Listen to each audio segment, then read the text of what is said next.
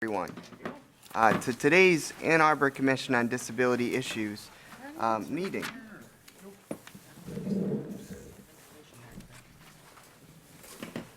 So first of all, thank you for everyone being here on this wonderful fall day. I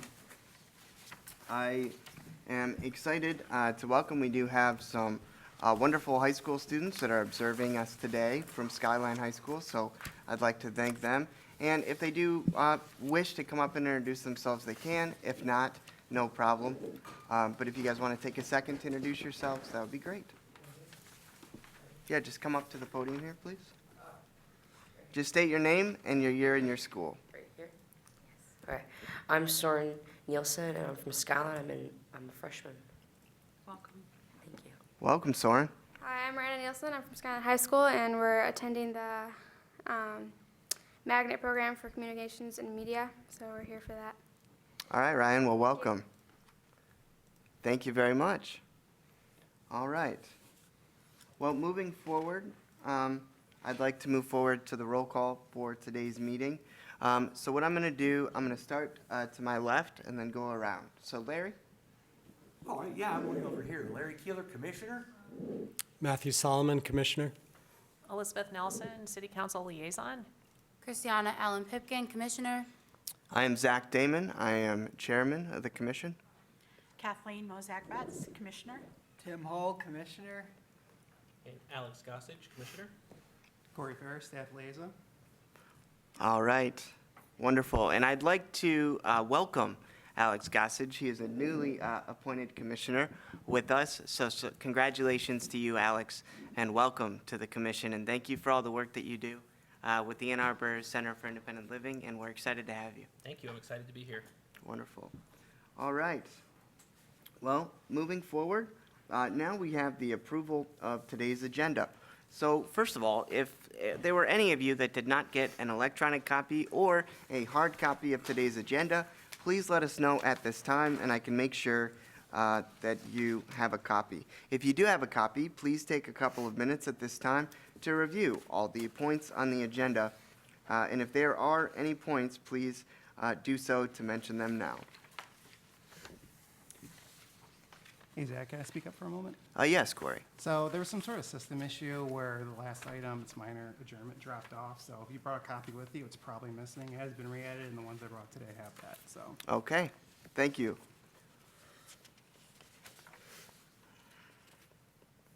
All right. All right, so is there anyone to motion to approve the agenda? I'll move to approve. All right, Larry moves to approve. Is there a second? I second. All right, Kathleen seconds. All in favor to approve today's agenda? Say aye. Aye. Aye. All right, great.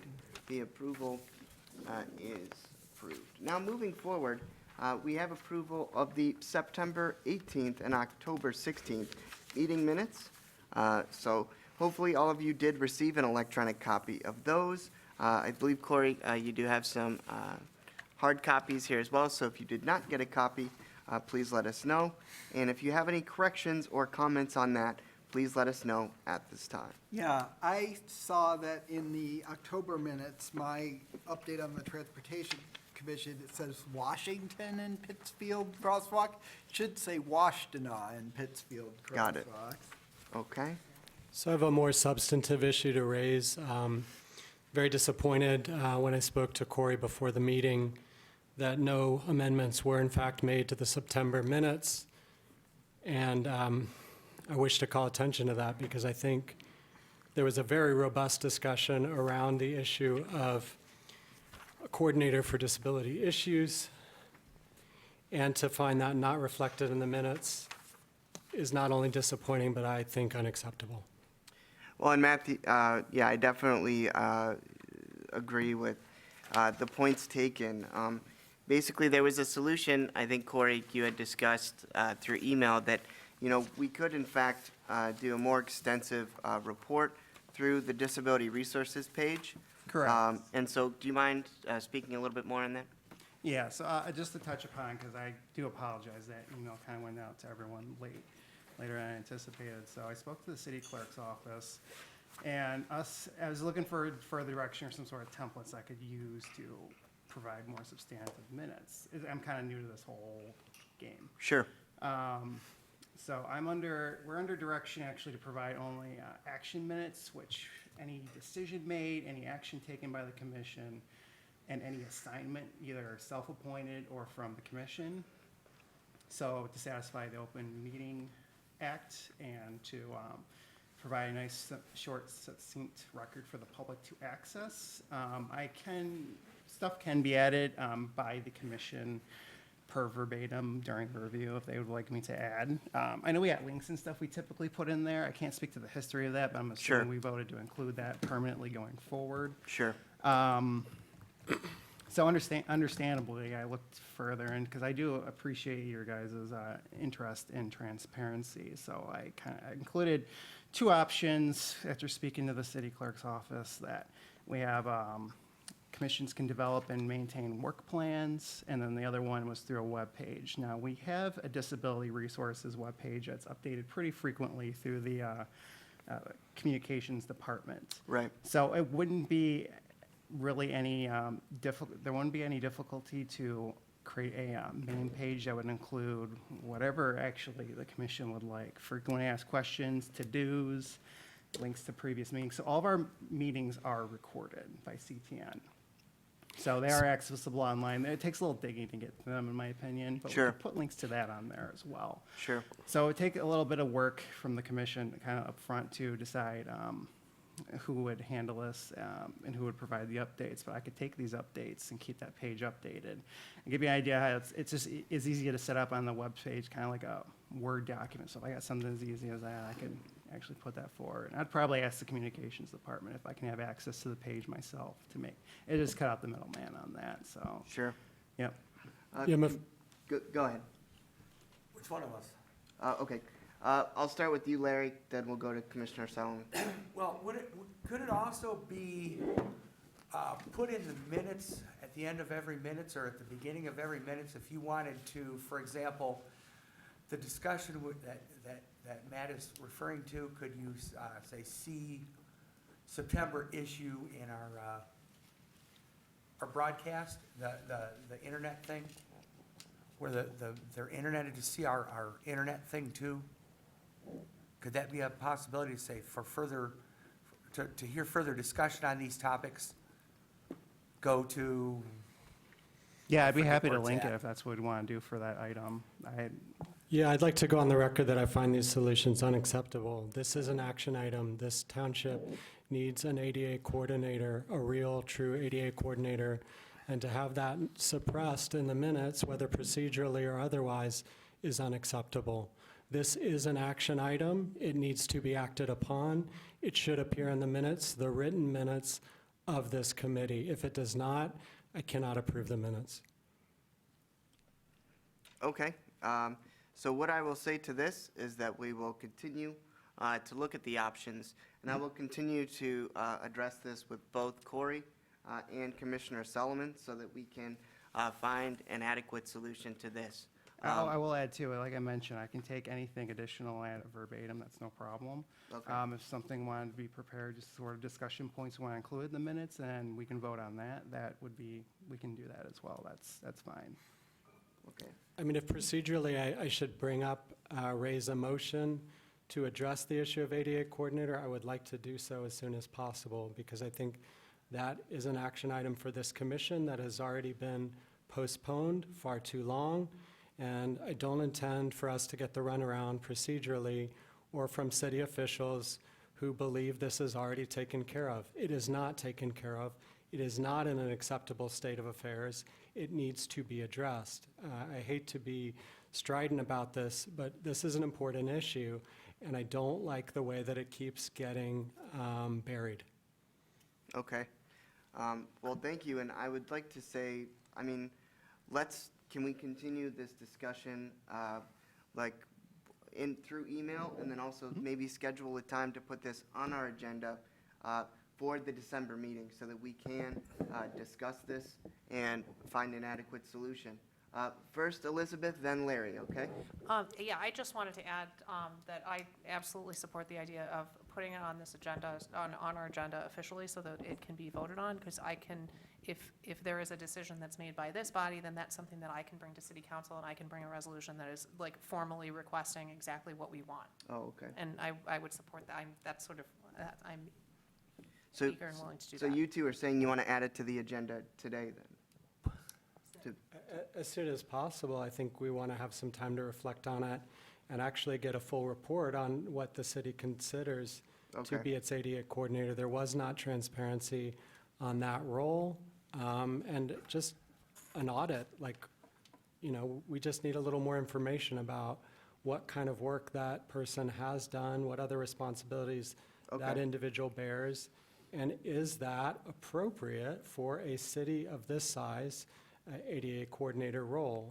Still, as far as I can tell, Okay. we've not gotten a clear indication of all those things. Right. All right. Well, then I definitely am in agreement with adding an ADA coordinator discussion, but I'd like to do it sort of after these presentations today. Larry, you have a comment? I do, I have a procedural question then. So since our procedure is, since we've got the September and October minutes, what, should we vote separately for the minutes? Then for the September and October, or will both of the minutes go down? Well, if we can both review them today and approve those minutes today, I think that would be, ideal for the use of our time here. Well, my I question, would move that the September minutes be tabled pending further discussion. I'm happy to pass the I'll October second. minutes. Okay. that's what we should do. All right, so yeah, okay. Let's table the, so there's a motion then to table the September meeting minutes, but then approve the October. So there's a motion to do that. Is there a second? I'll second that. Okay, there is a second. All in favor of tabling the September 18th meeting minutes, but approving the October 16th meeting minutes? All in favor? Aye. Okay. So we will review those September meeting minutes at the next meeting. All right. So as far as adding the ADA coordinator into the discussion today, I would like to do that, but let's put that under old business if we can. All right. So is there a motion to add the ADA coordinator discussion today under old business? So moved. All right.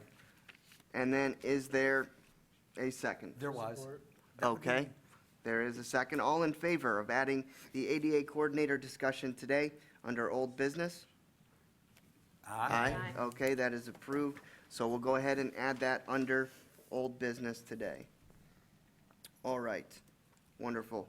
Thank you guys for bringing that up. Now we're moving forward to presentations. I'd like to, go ahead, Tim. One thing is, I'm wondering, do we have an item, we have an item for Erica discussing the crosswalk law, but we don't have an item for the crosswalk law itself. Are we doing that in December? Or? Yes, we are, because a lot of us have not, I myself included, I've not fully reviewed that. I did send that out today electronically for us to review. So the hope is that we can review this between now and the December meeting so that we can come to sort of a conclusion on what we're going to do in terms of an amendment and moving forward with that. Does that answer your question, Yeah. Tim? Okay, wonderful. All right, so now we'll move forward to presentations. I'd like to bring up Katie Monkevitz of the Washtenaw Library for the Blind and Physically Disabled. Welcome, Katie. Thank you. Hello, everybody. Now is usually when I would be passing out our monthly event brochures, but I forgot them. So I will take it as an opportunity to remind you that you can find all of our event listings on our website at aadl.org/events. And all of those printed booklets are available at any of our 5 branch locations. So there's your reminder, and I'm sorry about that. You're being green. What's that? Yeah. You're being green. That's right, just being green. That's right, we want to save the trees. We're Tree City. Yeah. But I do have a couple of events to tell you about. The first one I think is appropriate for this weather. It's called Soups, Chilies, and Chowders with Keegan Rogers. That's going to be happening on Wednesday, November 20th, 7 o'clock at the Downtown Library 4th floor meeting room. We're going to have Keegan C. Rogers, owner of the Lake House Bakery in Chelsea, lead this hands-on and lively workshop. We're going to learn how to make a variety of soups, chilies, and chowders, learn the basics so you can customize and explore each of these bowls to get through the winter. Topics will include recipes, ingredients, and how to store your soups properly. Those events with Keegan Rogers are really popular, so I do recommend getting there slightly early if you decide that you want to go. The next event is kind of a little plug for an event that I happen to be hosting, but I also think it's super fun. This is our second time doing it, and the first time was really great. It's called Folk Song Jam Along, and that's going to be on Monday, November 25th at 7 p.m. at our Mallets Creek branch. We're inviting you to come sing and play. Get more music in your life and join us for this family-friendly sing-along. You can bring your voices and or your instruments. Lyrics and chords will be projected up on the wall so all can sing and strum along. Beginners are welcome and will be able to choose from 350 or more familiar folk and pop songs. So this was really fun when I went last time. So I encourage anybody who has a stringed instrument, there were even some people with violins there last time, which is really cool, to come and play. But if you don't play an instrument and you just want to sing, come on by. You don't even have to sing very loud. There's no microphones or spotlights or anything like that. It's just a fun little sing-along, and I really enjoyed it last time. I had a flute. What's that, Larry? I said, I have flute. I think you could probably bring your flute. So I don't see why not. It's like a group karaoke? That's basically what it is. It's like group karaoke. So all the lyrics are projected up, and everybody's sort of singing along, except you're not like standing on a stage with a microphone like you would for normal karaoke. It's just a little bit less pressure, I think. So yeah, it's a really good time. And then the last event that I want to tell you about, I'm actually jumping forward a little bit into December, but it's before the next time I see you all, so I wanted to let you know about it. It is an event in our Smell and Tell series, but this particular one, we're going to be talking about Helen Keller's smelling session with perfumer Michael Pasquare, I think is how you say it, but I could be totally butchering that. That's going to be Wednesday, December 18th at 6:30 at our Pittsfield branch. So Helen Keller participated in a smelling session with a perfumer in the fall of 1950, and then she described the event in an article titled "The World Through Three Senses" that she wrote in March 1951 in the Ladies' Home Journal. And this event is going to recreate that smelling session that she experienced using single floral notes and finished fragrances. So I thought that sounded really interesting. All right, so now I'm going to talk about some materials that I've come across recently. This first one is a book that I must have requested at some point because it showed up on my old shelf, and I didn't remember requesting it, but it sounds super interesting. It's called Make Your Bed, Little Things That Can Change Your Life and Maybe the World by William H. McRaven. And the recording that's available on Bard is read by the author, which I always appreciate.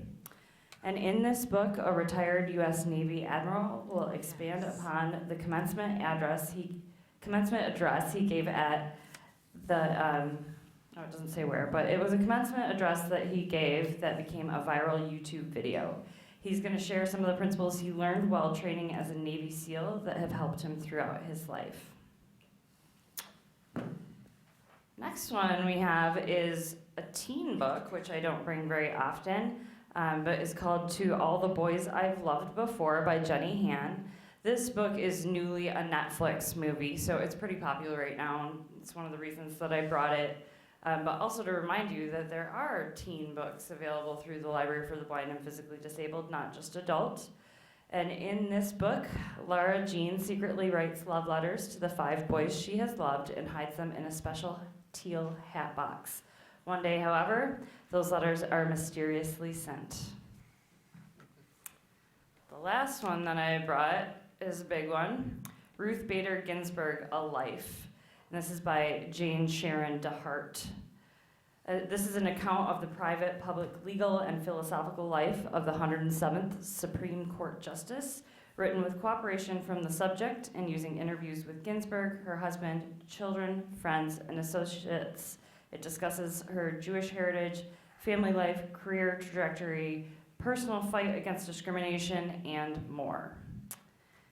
And finally, I want to remind you that you can always contact the Washtenaw Library for the Blind and Physically Disabled at the Ann Arbor District Library through email, wlbpd@aadl.org, through phone at 734-327-4224, and you can visit our website at wlbpd.aadl.org. Any questions for me today? Quick follow-up question on Yeah. the smelling event, which Yeah. sounded like a very unique and singular event. What time and place and date, and what should we Yeah. expect? Well, actually, the Smell and Tells is a series, so if that's something that you're interested, I would suggest looking for that in the future too. The presenter is a woman named Michelle Krell-Kidd, and she has a website called Glass Petal Smoke. You can get more information about her there, but this particular event is going to be held at the Pittsfield branch Wednesday, December 8th, 6:30 to 8:45 p.m. And while I've not been to any of the Smell and Tell events, I have seen some of the equipment that they use, which involves like little strips of paper that you would then put under your nose and be able to enjoy, or not enjoy, I guess, depending on the fragrance of the smell that is being described by Michelle. Is that helpful? Yeah, it's incredibly unusual. Cool. Yeah, Yeah. it's definitely different, but they've been very successful, so that's why we are running them as a series now. So yeah, that's cool. Anybody else? Awesome. Any other questions? Larry? Do you sing and play? I do not play. You might catch me singing along a little bit. No instruments for me though. Anybody else? All right. I Thanks think a lot for having me. Hey, thank you so much, Katie, and thank you. Awesome.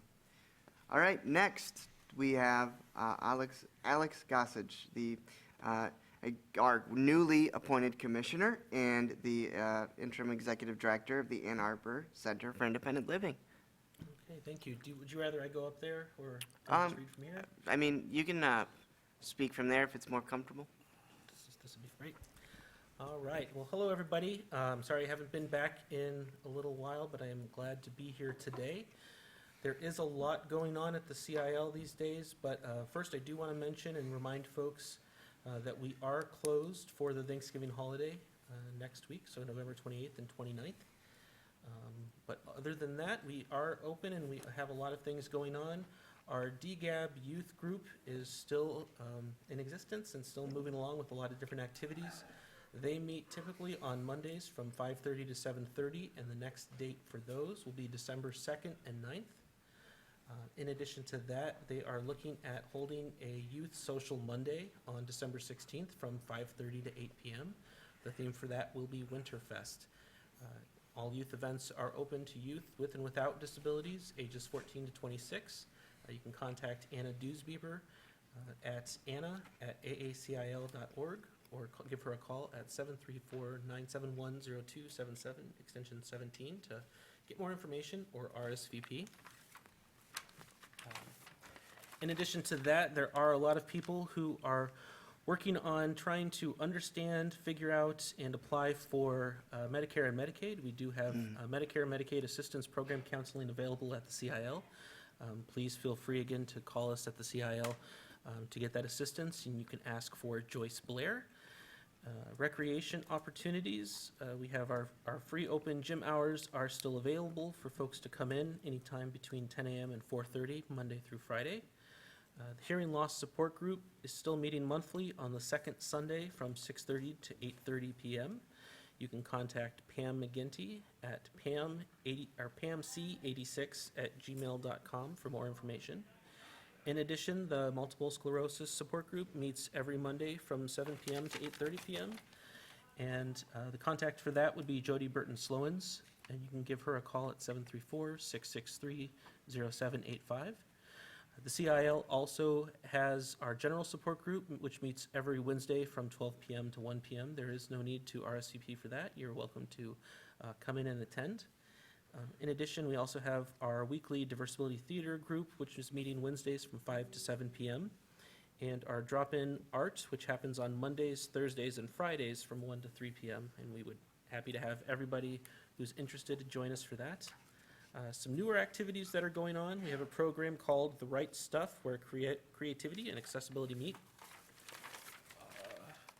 A new writing workshop from Ipsy Writes and the Ann Arbor Center for Independent Living. This writing workshop will highlight and support projects by writers with disabilities. We welcome writers who are looking to expand on their skills or who are new to the craft.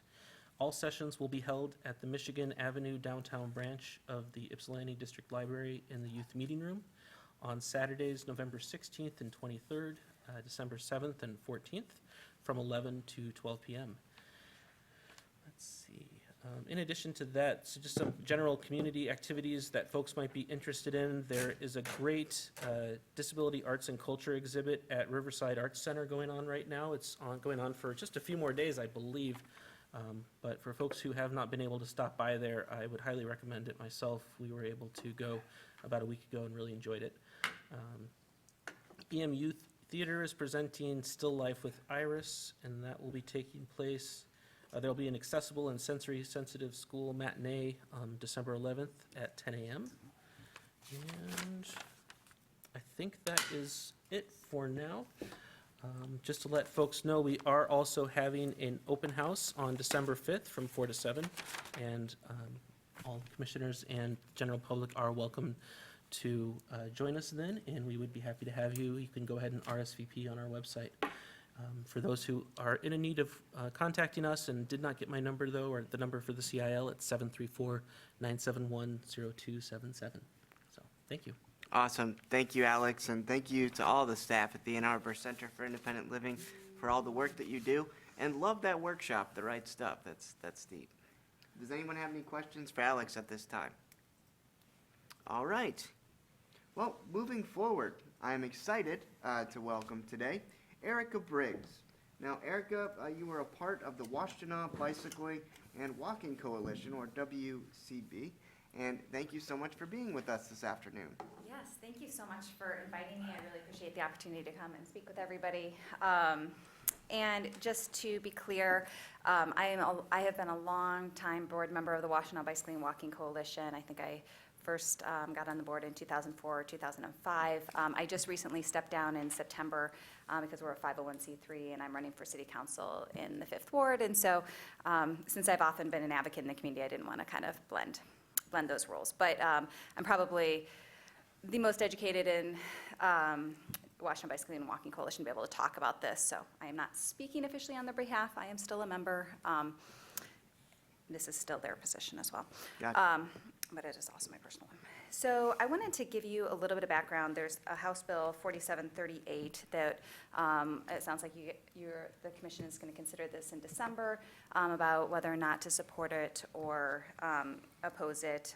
For the record, the Transportation Commission has already is already on record as opposing it. But I wanted to start with some background, just so we can kind of understand why it is that the leading pedestrian advocacy organization in the community is opposing a statewide pedestrian crosswalk bill, because that's an uncomfortable place for us to be. And I think there's actually some opportunities for compromise where we could be very supportive of it. So those are recommendations that I hope that you might be able to put forward as well. So back in 2009, the Washtenaw Bicycling and Walking Coalition was a little concerned that we were a little bicycle heavy in our advocacy efforts. And so we started looking at how we might be able to be more forward thinking on pedestrian advocacy. And so one of the first things that we did was to do a walking audit around the community. And we did this a couple of times. We did it on the west side of town, thinking that things that sort of came out sort of drew our attention there were likely to be issues all across town. And honestly, we were struggling a little bit with which policy initiative we should go forward with until we collaborated with the Arbor Center for Independent Living, and Carolyn Grawley at that time was the director.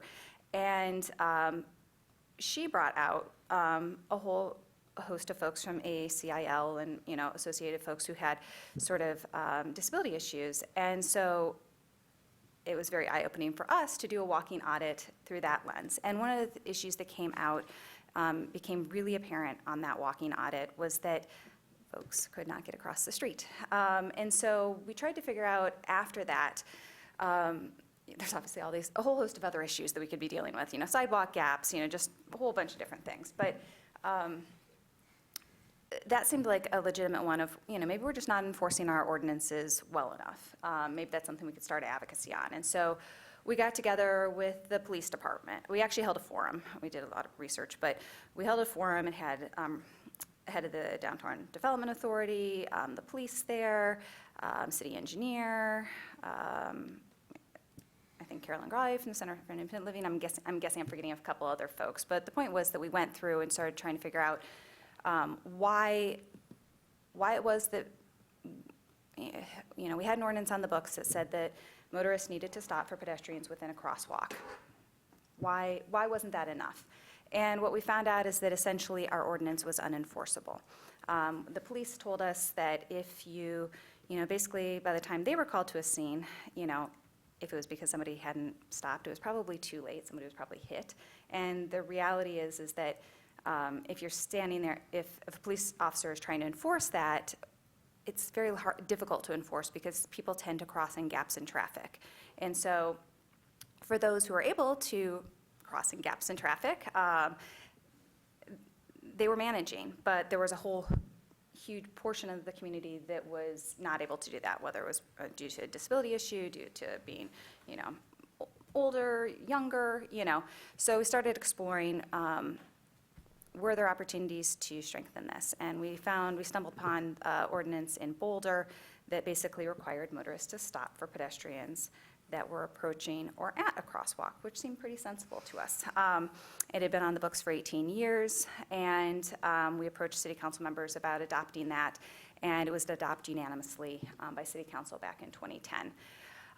Then the Washtenaw Bicycling and Walking Coalition got a grant to start doing education around it and encouraging enforcement, and that is where things got exciting. And that is where the last 10 years of my life have been sucked. No.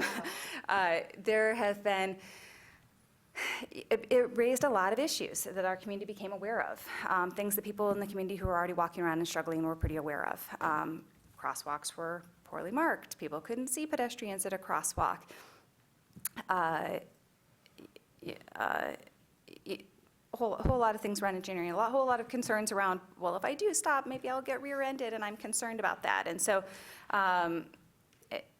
it's generated a lot of interest in pedestrian issues in our community, and I think that's really great. It's also raised a lot of questions about what's safe and what is the ordinance itself safe. And so there have been a lot of questions around the council table in the community, a lot of research into this. There was an engineering study done a few years ago by the Tool Design Group that essentially evaluated our ordinance and found that there was nothing wrong with it, that it is in line with our goals to increase walkability in the community. There's some current stats around Ann Arbor is the safest metropolitan statistical area in Michigan, and obviously we've adopted a whole of other policies since then. We've adopted in 2015 a Vision Zero ordinance with a goal of 0 pedestrian fatalities. Since we've adopted our ordinance, actually we've become folks around the state have looked to us as a leader on this issue, and we've seen changes in policies in Traverse City, Grand Rapids, Kalamazoo, following our leadership here in Ann Arbor. So it's really great work that I think really is rooted in the advocacy work of the disability community to raise awareness about this, around this issue. both with Washtenaw Bicycling and Walking Coalition and really at the council table about why it was important originally and in supporting it when there were questions about it moving on. So that leads us, I wanted to give that background so you know kind of, a little bit about, let me make sure I just am very clear, I'm not sure I actually said this. So Ann Arbor's ordinance, what it requires today is that motorists must stop for a pedestrian that is waiting at the curb or is within the crosswalk. So that is, that's a little bit different than what happens across the state. Michigan is interestingly, I think, the only state that doesn't have a state law.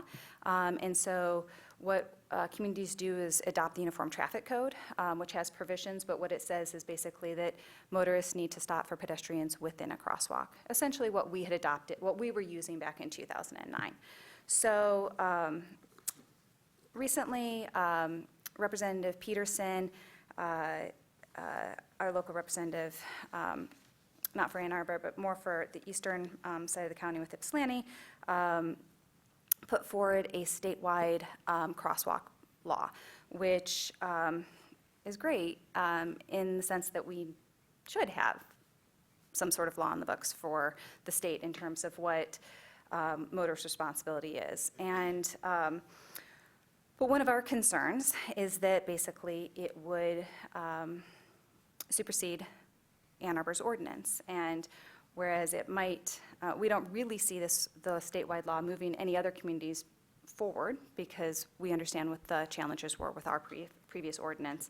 And the Secretary of State already does education that says stop for pedestrians within a crosswalk. So it's not going to, in our eyes, advance other communities. And what it is going to do is move communities like Ann Arbor and Grand Rapids and Traverse City backwards. And so we've been meeting with Representative Peterson to express our concerns and especially stress how much we think this is going to impact the more vulnerable users in our community. And so this is, I think they're interested in seeing something move forward. You know, it's been referred to the Transportation Committee, it hasn't yet been picked up. It has all Democratic co-sponsors, so it's not exactly clear if this is going to move forward or not. But if it does, we want to make sure that it's something that is beneficial for our community as well as the rest of the state. So currently, we have been looking for ways that we might be able to support this law. And what we came across, actually, we were talking with John Waterman from program to Educate All Cyclists Peak, and I thought he had a really great suggestion, which was basically the law would be perfectly good if the definition of crosswalk was just shifted a little bit. So essentially, this bill requires motorists to stop for pedestrians within a crosswalk. If the definition of crosswalk was just redefined a little bit to currently, I'll read the definition of crosswalk to make sure that this is the most boring speech I've ever given. Crosswalk means A, the part of a roadway at an intersection included within the connections of the lateral lines of the sidewalks on opposite sides of the highway, measured from the curbs or in absence of curbs from the edges of the traversable highway. That's a little bit confusing. Or B, any portion of a highway or at an intersection or elsewhere distinctly indicated for pedestrian crossing by the lines or other markings on the surface. So there's pieces of this that it's basically within the sort of the painted lines within the roadway. If that definition said comma or curb ramp, our challenges would be over. We know that communities should have ADA ramps. We also know that many communities do not have ADA ramps. And for those Michigan rural communities that maybe have not done the investments they should, are moving slower, this would contain the crosswalk definition to within the roadway. But for those communities that have actually invested in infrastructure sizably, which Ann Arbor has done, It would allow the crosswalk to continue into that curb ramp area, which is where everybody can wait safely, not having to step in front of a moving car to trigger that stop, which we know that is not safe for anybody to have to do. So that is, I think, the recommendation that we have kind of latched onto. I should say not we anymore, I'm just so used to speaking in that WBWC has sort of latched onto, and that I think I would support as well. And I would encourage the Disability Commission to, if that is something that would be of interest to you as well, to think about moving that forward. The alternative, there's a council member, Kathy Griswold, who's been working a great deal on this issue as well. She's been working with Representative Peterson and was recommending an amendment to the white cane law at the statewide level. And I'm not sure exactly what those amendments would look like. Last time when we discussed it in a meeting with Representative Peterson, it involved adding wheelchairs or maybe assistive devices to that definition.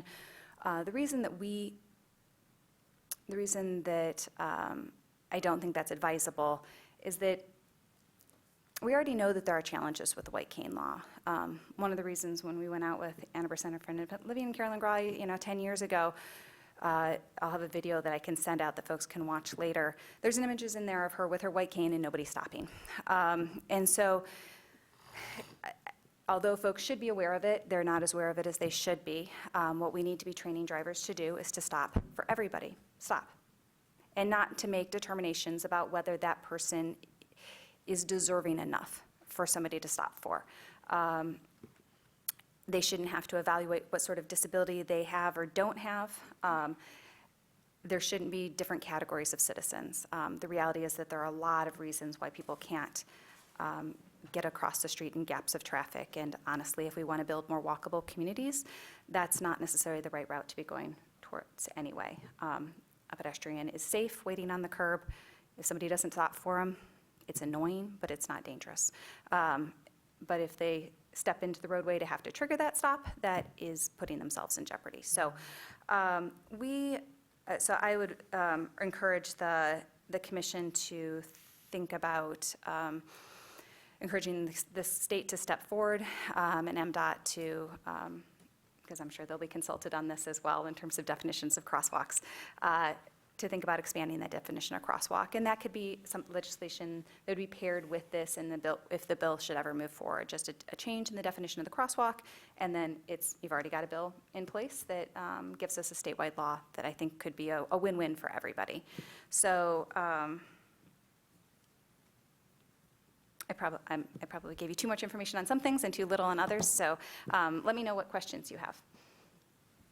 Well, first of all, I just want to say, Erica, thank you so much for the work that you've done already on this. Yeah. And the fact that you guys have put forward what you have and that you are, bringing attention to this. We definitely do appreciate that. So thank you for your efforts. I want to absolutely. open it up to any other questions or comments that any other commissioners have at this time. For Erica. Yes, Elizabeth. Well, first, I want to confirm you're comfortable answering questions? Yes. Oh, good, okay. So I'm Google imaging searching, I Google image searched crosswalk curb ramp. You're Yeah. talking about the, like the painted textured. The block ADA of compliant pavement. ramps that should be at crosswalks. Okay. Yeah. Yeah, I wonder if we have any, and I guess this might not even be a question for you, but I'm thinking out loud of like how many crosswalks do or do not have the crosswalk curb ramps. I'm guessing Like that that. some of the folks at the table here might be a little bit more educated than me on this. However, my understanding is the city has actually been sued for the not installing those ADA compliant curb ramps correctly at one point. They are a required component of all crosswalks. So, but I know that probably not every single one of them has them, but they should. Right, and pardon me, I just wanted to say to both of you on that comment, I know that the city has definitely, been making a bigger effort to update those curb ramps and get all of them as, accessible as they can. However, are all of them? Well, not necessarily, but, you know, some of the lines that we've gotten in the past is about, you know, public usage and how much they're used, or how much those specific intersections are used, things of that sort. But I can speak at least from what I know is that they are continuing to make that an issue on the forefront of their mind and continue to do what they can to make the crosswalks more accessible. Yeah. The other point I might just stress on that is that in terms of the work that we've done in Ann Arbor here, we have focused the enforcement of our crosswalk ordinance exclusively around mid-block crosswalks, all of which would have curb ramps. So the other piece that is important, all these investments that we've made in crosswalks with the rectangular rapid flashing beacons and the hawk signals, the RF, the flashing beacons are the ones that are pedestrian activated signals that blink when a pedestrian activates them. It's important to note that those are advisory signals. So a car is not actually legally required to stop for you simply because you've pressed that button. It's just advising them that you're there. The only reason the police can ticket a driver for not stopping is because of our local ordinance. Anywhere in the state, that is true. So in some ways, all of the investments that we've made in our infrastructure will be, if this ordinance should be invalidated by a state law, you're going to find a lot of folks that are going to be really frustrated that police aren't enforcing at crosswalks when somebody activated that signal, but they're going to tell you we can't enforce it. So that's another good reason, especially around the mid-block, to, I think, encourage this language. And any community that really is investing in this infrastructure is going to also have those curb ramps and all that. Yeah. So a lot of this seems to be the kind of idiosyncrasy which says that any state law is going to supersede the law of any municipality across the board. Is that correct? It does not have to, but Representative Peterson has not been currently, there is no language in this ordinance to say that it would not supersede local law. So an alternative would be that this law could move forward with that language in it. Those who have been advocating for the ordinance have been very interested in seeing it supersede our ordinance. Can I ask you a couple of questions about some of the issues that got raised in your very thorough discussion? Yeah. One of which is around lighting. And I remember being in this room, I don't know if it was for the meeting of this commission, which the city was very proud that they could account for every storm drain or every piece of infrastructure in the entire city. Do we have such an accounting, such a audit, if you will, of all of the crossings, how well lighted they are, how well marked they are? Is that something, My understanding is that there has been an audit of all the crosswalks and also lighting. I think there was a moratorium on lighting for a long time, and that has been something that that there's a fair amount of focus on making sure that the crosswalk, designs are appropriate. One of the things that Washington Bicycling and Walking Coalition advocated for a long time was to have uniform crosswalk design guidelines, which the city has kind of gone through a process now. They're not mandatory, but they are crosswalk design guidelines. And so they know for each sort of roadway what the design is that's appropriate for that roadway. We might challenge that in some contexts that those should be enhanced depending on what the roadway is. But yeah, I believe that the city has all of that information. Okay. And that would be, the city's also updating its transportation plan. So for those that are particularly interested, I think that meeting is happening in this building, even, I'm looking at Elizabeth, Councilmember Nelson, because I thought meeting are you talking about? the transportation plan update meeting, do you happen to know if that's in this building tonight? It's okay. Sorry, I put you on the spot. I know that there's a community meeting, and I was thinking it might even be happening in this building tonight from 5 to 6:30 or something like that. But Oh, yes, there is, okay. but I'm kind of surprised that it's not in this room, so that's why I was questioning myself. I don't actually know what building it is. The way to find out would be to just look at the screen downstairs. Yeah. But it is in this building at Okay. 5 o'clock of this Yeah. interim meeting. Yeah, so I know there's just been a lot of data that's been collected through that process too. So it's a really good time to actually be having transportation questions because we've got consultants that can answer them for us. One Sure, more and- follow-up, which is to say, is there a sense that the so-called road diet has in any way affected this whole question, or is that a non-issue? I think that they're separate, but they are connected in my mind. It's not relevant necessarily to Bill 4738. Is it relevant to our ordinance? Yes. I mean, the reality is that we want to see our compliance rates go up. We know that if you go out to a crosswalk today, it kind of depends on where you're at in terms of how much people are stopping for you. And a lot of that depends on speed and the design of the crosswalk in terms of visibility. And so road diets, one of the things they do is that they narrow the road, well, obviously, they narrow the roadway, or they narrow the roadway, at least for the automobile traffic to some degree, in order to slow them down, so that when they come upon a crosswalk, it's easier to see a pedestrian that's there. So making compliance with our crosswalk ordinance a lot easier. Yeah, So- I guess my question was yeah. sort of like, does So the it's ki- evidence yeah, it's- suggest that a road diet actually increases pedestrian safety? Is that a fair correlation to make? Yes, it is, in the sense that the safety piece of this comes from, if a pedestrian gets hit, how likely are they to die? So when cars are traveling at 20 miles an hour, a pedestrian is hit, they have like a 5% chance of dying, and that goes exponentially up. By the time they hit 40 miles an hour, it's like 85% chance of dying. So the more that we can lower our speeds, in the unfortunate event that somebody is hit, what you want is for them to not die or be critically injured.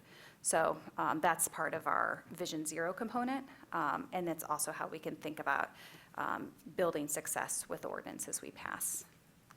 Yeah, Thank because you. part of it's around enforcement, part of it's, and a great big part of it's around education, a huge piece is around engineering. Thank you. And Yeah. I don't mean to cut anyone off, but of course, for the interest of time and for the meeting to move forward, I'd like to move forward at this time. I will say in conclusion that I hope that all of you working on this can understand that I believe that all crosswalks are important, regardless of how many times they're used or how many cars are going by.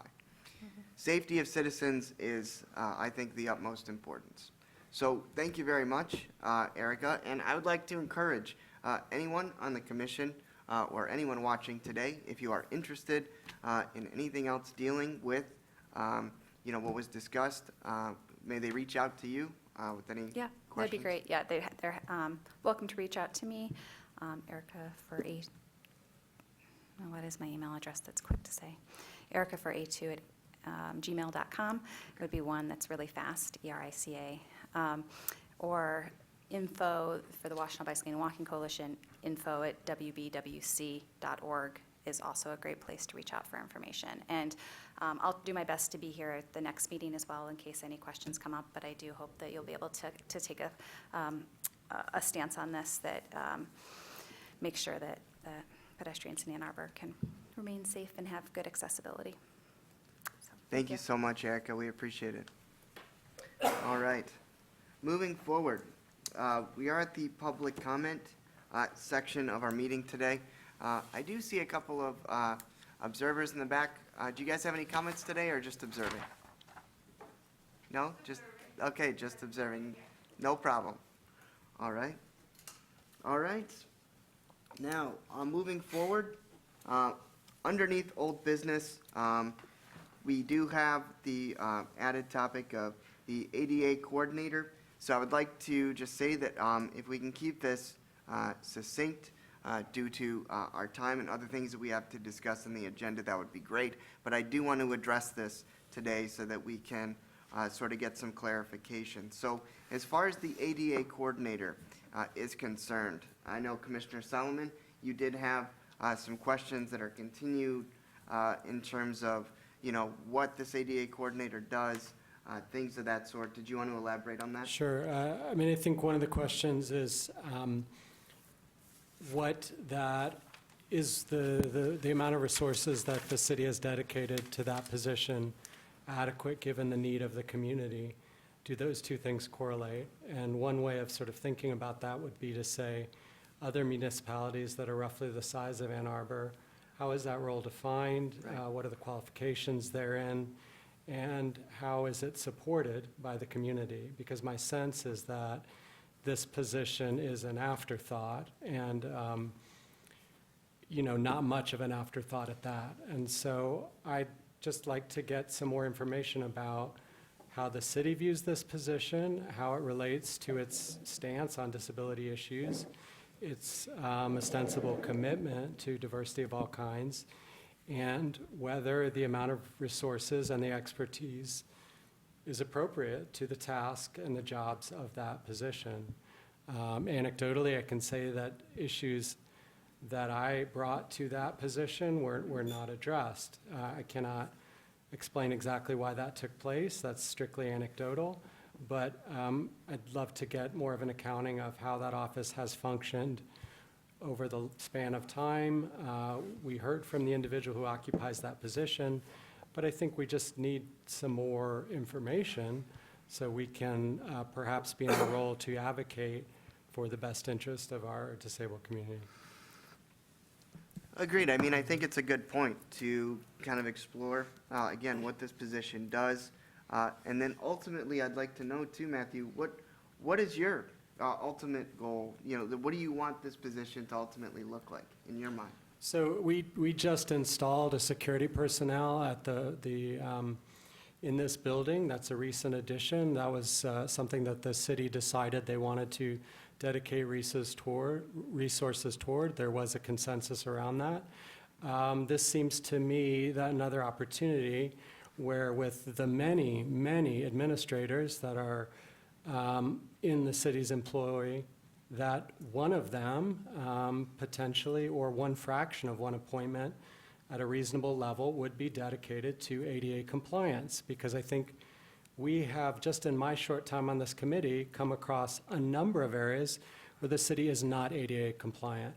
And who knows what the cost of that has been or will be in terms of lawsuits, et cetera. So even from a strictly monetary perspective, I think this would be a sound investment.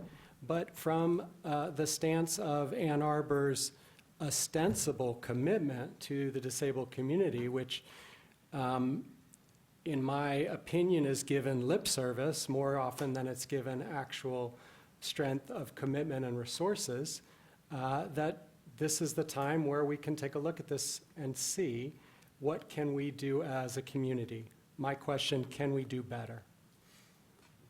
And I guess I could speak to that too and say, I mean, in short, the answer is yes. I think that in the time it took us to even find out who the ADA coordinator was or who occupied this role simply speaks to the lack of visibility that they hold for the city. And personally, since having joined the commission, I've had various questions asked me about issues that could positively impact the disability community and the city of Ann Arbor as a whole. And if they can make these issues known, who would they go to? The ADA coordinator? How do they formally make this complaint? Is the internet form accessible enough to even get to make such complaint, to then have it followed up with? And simply knowing that the person who occupies the role now is overworked, has multiple other roles, it only makes sense to do our due diligence to make the role separate from what's already happening with that person. So definitely something we need to look at further. Yeah, Christiana, I do support both of you in that. And I think that, what can be done in order to continue to facilitate that, I can continue the communication with John Fournier as well as Jackie Beaudry. And then hopefully we can set up a time, to speak with them and get some clarification. Elizabeth?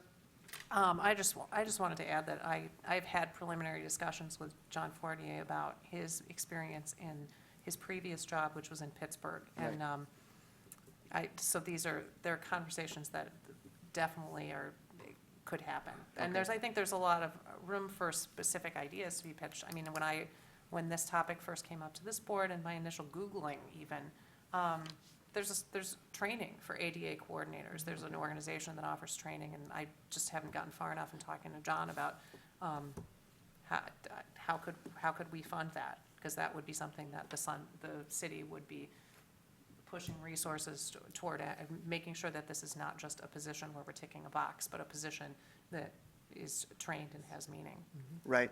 Larry, you have a comment? Yeah, dude.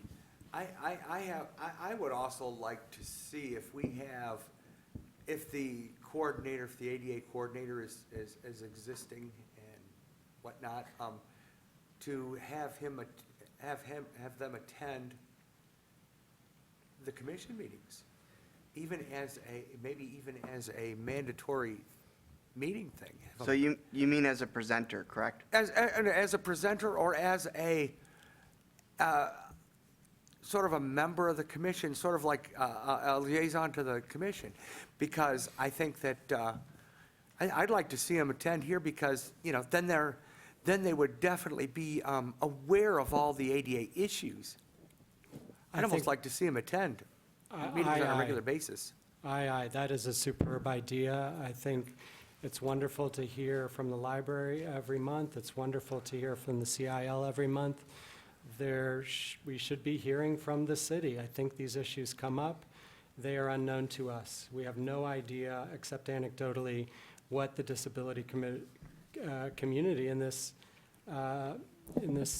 township is dealing with. And I think it comes back to us, filters back, as it did to Christiana, to myself and others, but we don't have any sense, and we've only met that person once, and Right. that was for another reason that person was in this room. So, I mean, I think that's just absolutely a superb idea that Larry presents. We ought to have an intimate connection with them, just because I'm sure they're kind of unaware of what we do down here, unless they actually sit down and look at some of our meetings. They're probably pretty much unaware of what goes on down here, or at least mostly so. Especially if it doesn't appear in the minutes. Well, great point to both of you. And John has been extremely transparent in my correspondence with him. And of course, when we did have John present as well as Jackie at the meeting, I think he said he was more than happy to continue that communication and build and move forward. So I will reach out to him in terms of us moving forward with that and seeing if he'd be interested in being a regular fixture at our meetings. So thank you both for bringing that up. As far as the rest of it, I will be in contact with you, Matthew, and anyone else who's interested to know and meet with John to find out more about that position and how we can continue to get clarification on that. Thanks for your advocacy. I just wanted to add one small detail, Sure. Thought, which is, maybe the former chair would know this. How did it come to be that certain positions make regular presentations to this body? Like, how did that ever come to be? It's always been from those specific individuals since I've sat on the commission, but is that somewhere laid out in the codes of this board? Is that just precedent?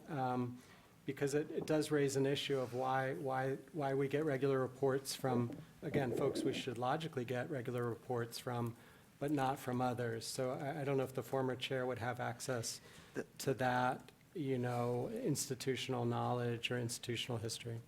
That's a great question, and I will talk with Sally about that to sort of find out kind of how those decisions are made, why those decisions are made, and sort of how we can go about that in terms of moving forward, because this time that we spend is important, and these meetings that we're having do make a difference, and we are a good voice in the city. Larry, you have a comment. Yeah, they've been invited. We don't have to, the particular people that present, they don't have to present. They've been invited to present every month, and they've agreed to do it. So we can have anybody who we want present every month. So if we get the coordinator, for example, the ADA coordinator, we can ask him to present every month, and if he's willing to do it, that's usually good enough. And I can present John with or Jackie, if she is the one under that title, I can present them with an invitation to present at our meetings. But more importantly, a mandate, because people can reschedule, not come, have other obligations, but I think the issue is making sure that we have something that specifically says that they're mandated to be here so that their presence can, they know it's valued, and it's valued by way of a mandate and not simply a request. Okay, good point, thank you. I would have to see if we can write that into the bylaws too. If we get it done, we can write it into the bylaws that they have to be mandated. Well, I that's think something, Christiana makes a crucial point, especially given that city employees are very strapped for time, and I think she makes a very important point. I agree. well, thank you, folks. I mean, that's definitely something that I will address. I'll make sure to keep us all in communication with that. I will reach out to Jackie and John in terms of clarification, and then also having them present, and then I will discuss this with Sally as well, so that she can be informed, and then again, I will keep all of you informed on that. But is it okay, folks, for time and scheduling purposes, if I follow up with you and all of us through email on this, and then we can discuss it more at the December meeting if needed? Yes. All right, great. Thank you, guys. All right, next, we have the city personnel report from Mr. Corey Ferris. Hi there. No reports today. Okay, no report. Thank you, Corey. Next, we have the chair report, and I do have a few things. First, there is an open house today from 5 to 7 p.m. In the lobby of City Hall. And it's going to be called Moving Together Towards Vision Zero. Now, this event will share information about where the city is in the process of building the city's new transportation plan, as well as the core values the community has identified thus far. And in addition, the city will share findings from the existing conditions and analysis of the recent bicycle survey. Now, of course, attendees will have the opportunity to provide input on the future priorities for the bike network, as well as the key corridors in the city. And of course, they are all encouraged to participate. So just wanted to let you guys know of that. I was actually sent that email sort of in the last 48 hours by Eli Cooper. But I will be down there today after our meeting for a little bit. Hopefully some of you can stick around to find out a bit more and can create a good presence there. But there is that. Next, did just want to talk about, again, a little bit. I know, Tim, thank you very much, by the way, for being in touch with Councilman Griswold. I know that Kathy could not be here today, but in terms of the HB 4738, again, Erica did touch on that as well. I did send everyone a electronic link to that, and of course, there are two versions of that that are able to be read and revised. There is a PDF as well as an HTML file that can be reviewed. I encourage us just to take time between today's meeting and December, if we can. Just review it at our leisure, and then if you please could give myself and some other commissioners some feedback, just to talk about moving that forward and what we would like to do in terms of an amendment and moving that forward. I think that is something that is very important. Another note that I would like to make on this, however, though, I would like to be able to designate someone who would be, willing to work with, whether that be Erica or whether that be Kathy Griswold, on making sure that we can draft something that is appropriate and something that we'll feel confident in pushing forward. So, of course, you don't have to commit today, any of you, but I hope between now and the next meeting that someone can just think about that and be considerate of, hey, this is something that I feel very passionate about, and this is something I would like to take the lead on. And if you are passionate about that, please email me and let me know, and then I can, of course, make sure that you are on the record for that, and then we can, again, continue to move forward. But I encourage everyone, again, to review that, the HB 4738, with any feedback that you have, and then let me know. So I would love this to appear on an agenda so I could hear from some of the other commissioners about their thoughts about this. Okay. Is that going to appear maybe on our next? Yes, I was Meeting. actually going to actually notify Corey about that after this meeting. Great. If we could put the review for the HB 4738 on the December agenda, that would be great. Thank you. All right. All right, let's see, next. Zach. Okay.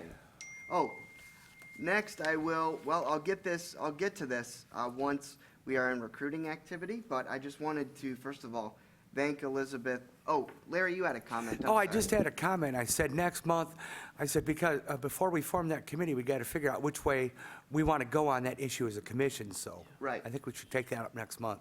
Yeah. We definitely, some of us may or may not be divided on that issue in the commission, so, you know. Right. Of course, we want to work as a group, so we want to make a decision before we work on that as a committee. Exactly, Larry, great point. Just to clarify, this review will be giving feedback on sort of your direction and where you as commissioners would like to go with this. And then once we get that feedback, we can discuss that at the December meeting, get a consensus, and hopefully know what direction we're going to go. Because as a commission, I want to make sure that we're unified in our decision. This is not a one-and-done type of thing. I think it's important that all of us have a collective and unified viewpoint on this. Okay. Thank you, Larry. All right. So next, I wanted to, first of all, thank Elizabeth and Larry for the review of just the other applicants that we talked about. I will definitely come to you guys more when we talk about recruiting activity, but wanted to just thank you guys for your efforts in that. Let's see. So the other thing I wanted to allude to as well is that there is going to be a great focus group that's going to be happening on December 16th and 17th. Now, this focus group is going to be focusing, it's the City of Ann Arbor and Washtenaw County to move forward with diversity and equity efforts. Now, of course, we know that the City of Ann Arbor is committed to providing a high quality of life for all residents. So this is going to be led by Dr. Shirley Davis of SDS Global Enterprises, and she's going to be sort of assisting with this. Now, this focus group will be 1 to 1.5 hours in length both days, and Dr. Davis and her staff will facilitate a discussion with each group asking general inclusion questions about the city. And this will also include a diversity, inclusion, and SWOT, or strengths, weaknesses, opportunities, and threats analysis as well. So I encourage all of you to look at this event on December 16th and 17th. Again, this is going to be a community effort and, again, focus group about inclusion. And I encourage you guys to participate in the diversity and inclusion focus group that's going to be happening in December. That was sent to me by Sherry Sell. So if any of you would like her contact information to sign up, let me know. She said that I was more than happy to share this with you guys today. So of course, if you guys are interested in that, please reach out to me and or Sherry, and I can get you more information. Okay, guys? All right. Other than that, all right. Let's see. That is all I have for the chair report. All right. Next up, we have the Community Engagement Committee, Ann Arbor Inclusive Update. Unfortunately, Rachel is not here with us, and I did not receive a CC on that report, so I do not have anything on that at this time. As far as Partners and Access Committee, the only report that I would have on that is that I think Corey and Rachel are working out solidification for those dates. Corey, I know that you've had to put them in. due to time, but hopefully Rachel can be in contact with you about the schedule. Yeah, I got the meeting rooms book though held, so we don't have to worry about losing that, so. Okay. Yeah, I'll follow up with her and then CC you. Okay, thank you very much. All right. Next, we have recruiting activity. Mr. Larry Keeler, and if I may, Elizabeth, if Yeah, you she'll want to be in chime here in as well. too. I guess we got to be nice to her. First of all, if anybody, if you want to apply, you can do it through you can call the mayor's office at 7946161 and ask for an application, or you can go to boards and commissions and, excuse me, I have had a cold.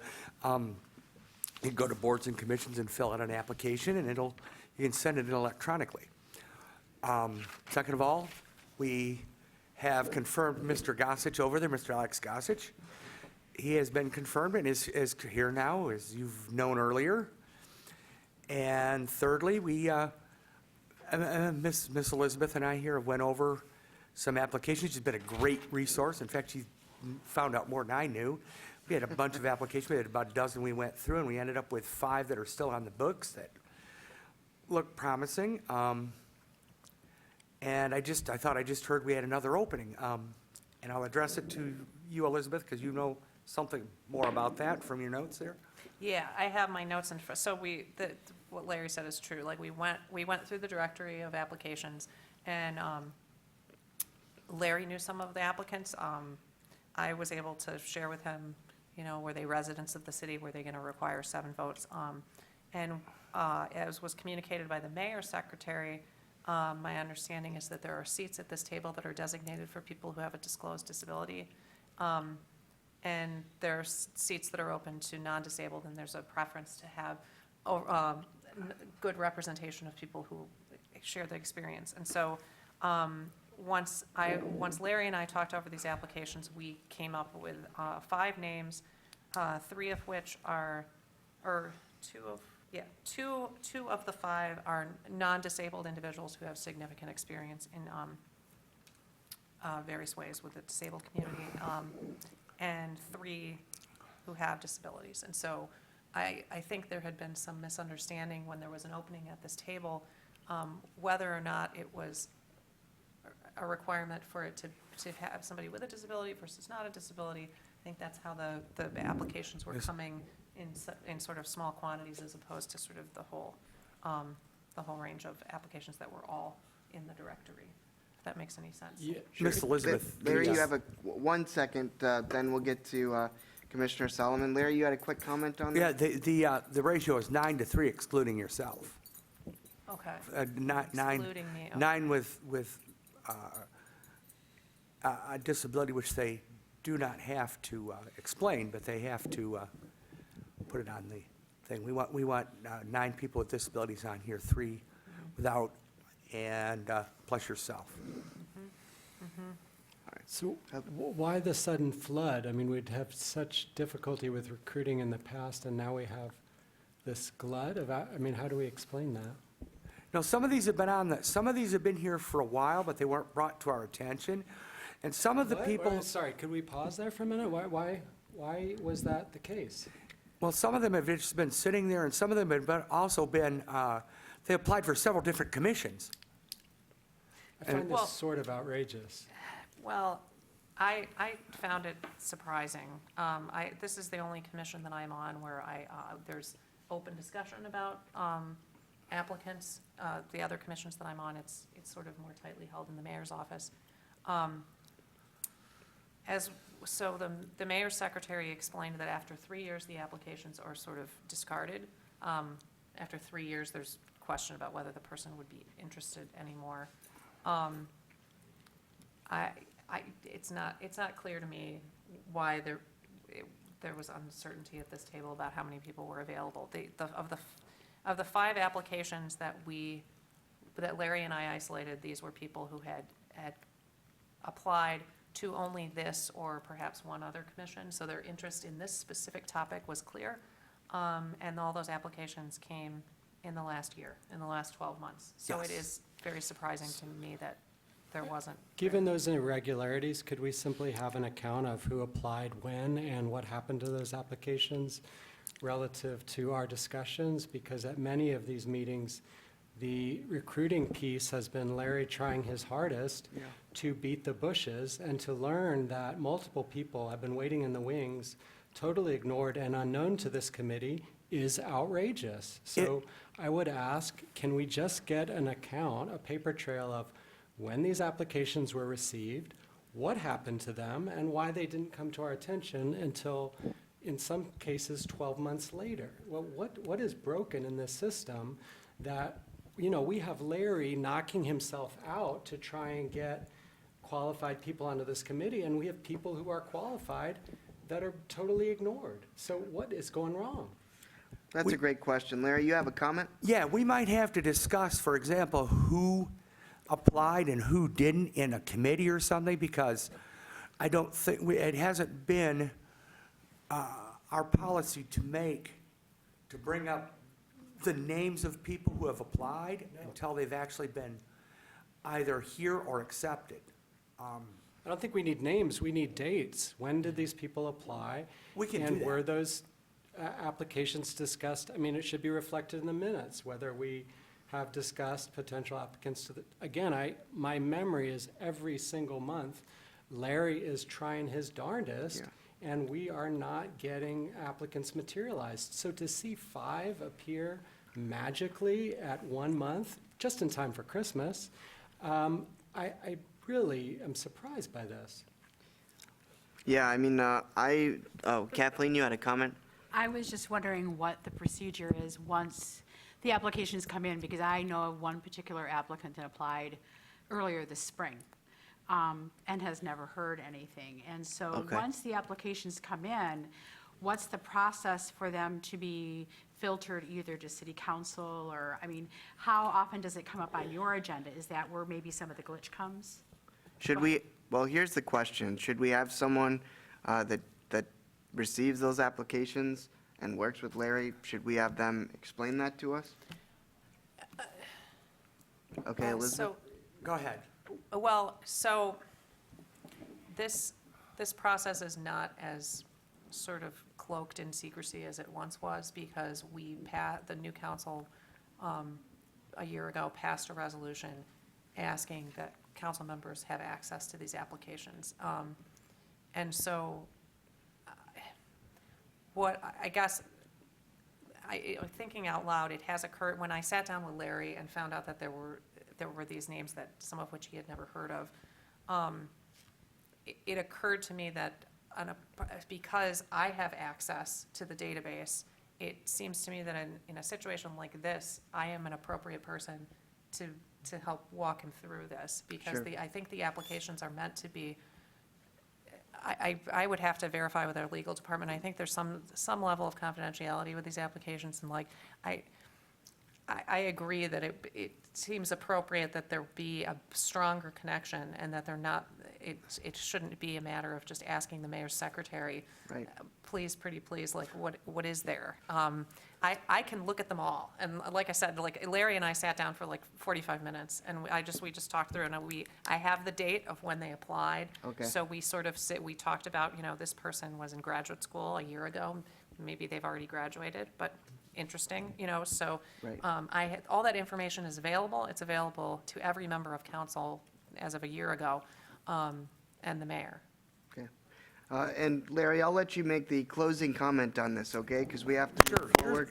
But I will follow up on this. Go ahead. Here's what I'd like to see, because first of all, I used to get them, just get alerted by the mayor's office that there was an application, and either Sally Peterson or I or whoever was chair then, and I would go over and see if we knew the person or whatever, and see if determine whether they're going to be a good fit, and then we try to push it through, and I only seen what got through the mayor's office. What I'd like to do now is be able to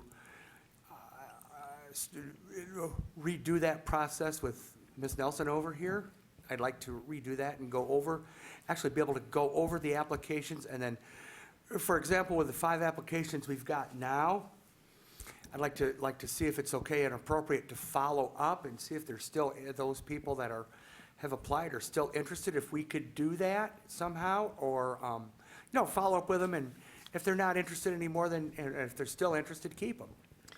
Okay, and when you say redo, Larry, just to clarify, you mean sort of revise the process? Well, we'd like to be more in control of the process, I guess. I mean, they're still gonna have to go to the mayor's office eventually. They're still gonna have to go to city council. Right. But if we get, I'd like a better determination of who we got, maybe be able to take, for example, these 5 we've got now and say, we still have an opening, are you interested? And find out if they're not interested, if they're out of state or whatever, get rid of the application. If they're still interested, keep them on. Okay. Well, yeah, I mean, I'm definitely. And I'm proposing to Elizabeth that I'd like to work with her a lot more on it. Well, and I mean, well, I'm as long happy to as work with you, If Elizabeth. that's okay with you. That is A-okay, Provided they're not Okay, redoing my floor and I okay. miss my appointment. No, I just want to make sure that that's okay with Elizabeth. That is A-okay. And, know. okay. So this is what I'll do. I'll end it on this, but I will follow up with both of you about that. And then hopefully we can figure out the best possible avenues of communication to continue to make sure that the lines of communication are open in terms of recruiting activity and new applicants, okay? Great. Next, moving forward, we have the Transportation Commission update by Mr. Tim Hull. Yeah. Yeah, so we had a meeting, our meeting was after this meeting. We've got another one after, I was saying about last month's was after the last meeting, and this month's is after this meeting. But also, anyway, we had some discussions about the policy agenda. And actually, that's where that HB 4738 came up, that they're going to have a recommendation as to whether to include that requirement that the crosswalks,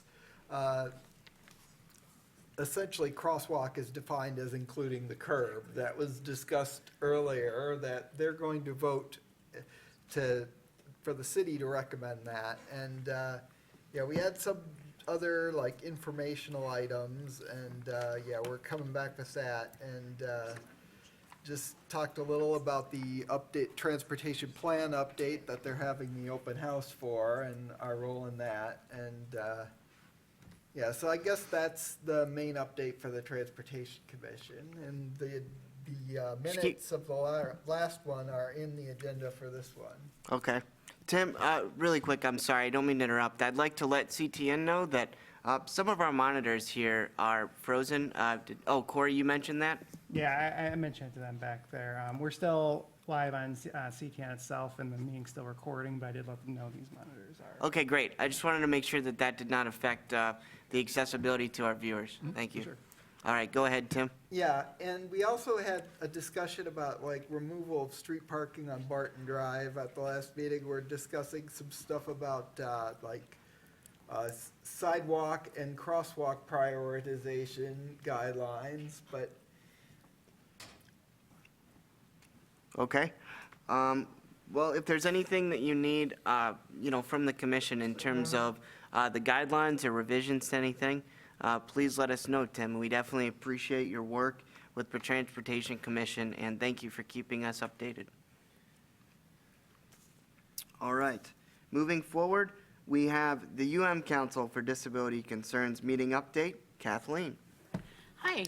So in October, that was our Disability Community Awareness Month, and so there isn't really a lot to report from October. In November, we are, sorry. Okay, I'm here. There has been a new subcommittee for the Council for Disability Concerns, and so in November, they canceled their regular meeting to have a subcommittee. This subcommittee will meet 4 times a month, and I have not gotten the minutes from that meeting, so I don't know what their focus is going to be over the next year. I apologize for that. So the next meeting is in December. It's the second Tuesday in December at noon at Rackham Auditorium. I don't know what that date is off the top of my head, but public is welcome. And it's always, when you get to Rackham Auditorium, they have a, what do you call that, a marquee when you first come in? And Right. it will tell you where the meeting is at, because it's not always in the same room every month. And if I could use this moment to let the commission know and the public know, if you remember Anna Schnitzer, our wonderful dear friend, our past commissioner, her husband passed away a week ago Tuesday, and there was no memorial service per his wishes, but we just want to say, Anna, we love you and you're in our thoughts and prayers.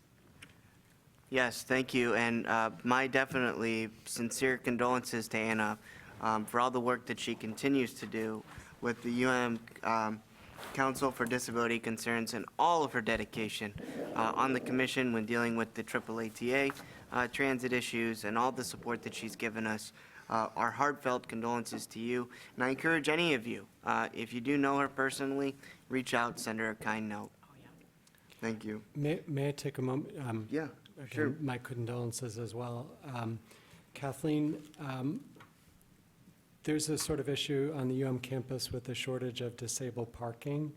Is that an issue that, I sent an email to the sort of blanket email address for your committee.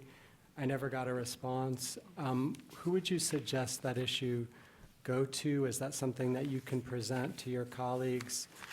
I think it is an issue, again, anecdotally, a real shortage, and are there channels and that could be flagged? Stephanie Rosen is the chairperson of the Council for Disability Concerns. If you want to send something directly to her, I'm sure if you go to the University of Michigan, and she's staff there, so her email address should pop up for you. I don't have it off the top of my head. I'm sorry to hear that you didn't get any feedback. So you did send something directly to the council? I think it was whatever the address, not for an individual, but for the council okay. itself. And I can certainly bring it up at December's meeting as well. It is always has a high priority and high level of concern. It's one of those situations where it's parking for everyone, you know what I'm saying? No, Not I just understand disability it. parking. And so I don't know what we will be able to bring and add to the table, but I do know that it's heartily discussed. Great. I will try and email an individual rather than a blanket address. I think that might be best. Thank you. All right. Well, thank you for that addition, and thank you, Kathleen, for your report. Now we are at the announcements portion of the agenda. Does anyone have any additional announcements for today's meeting? Yeah. Okay, Tim?